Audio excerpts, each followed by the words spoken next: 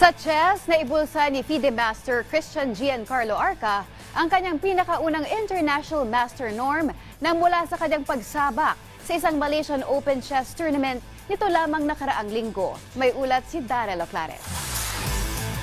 Matapos makapagtala ng kabuuang 6 na puntos, matagumpay na nakuha ni FIDE Master Christian Giancarlo Arca ang kanyang pinakaunang international master norm sa 18th IGB Dato Arthur Tan Malaysian Open Chess Championships na ginanap mula August 24 hanggang September 3. Tinalo ni Arca sina IM Ameya Odi mula sa India sa ika-4 na round, IM Gilbert Elroy Tarigan mula sa Indonesia sa ika-6 na round at si candidate Master Jun Ying Tan ng Malaysia sa huling round para masungkit ang international master norm.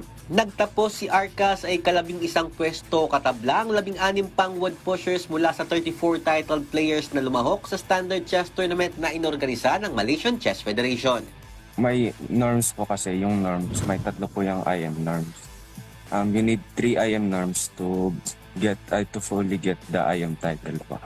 And right now, I feel very happy po kasi first time ko po nakakuha yung IM norm. And I feel very inspired and motivated na po to further get the IM title. Para naman makuha ang inaasam niyang IM title, inilahad din ng 14-year-old chess master na patuloy ang kanyang mga ginagawang pag-iensayo para sa mga sasalihan pa niyang international chess tournaments.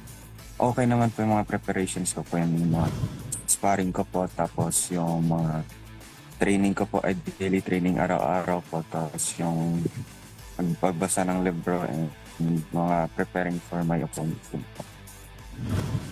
Nangatakda namang sumabak si Arca sa FIDE World Youth Chess Championships 2023 na gaganapin mula November 12 hanggang 25 sa Montesilvano, Italy. Darrell Oclares, PTV Sports.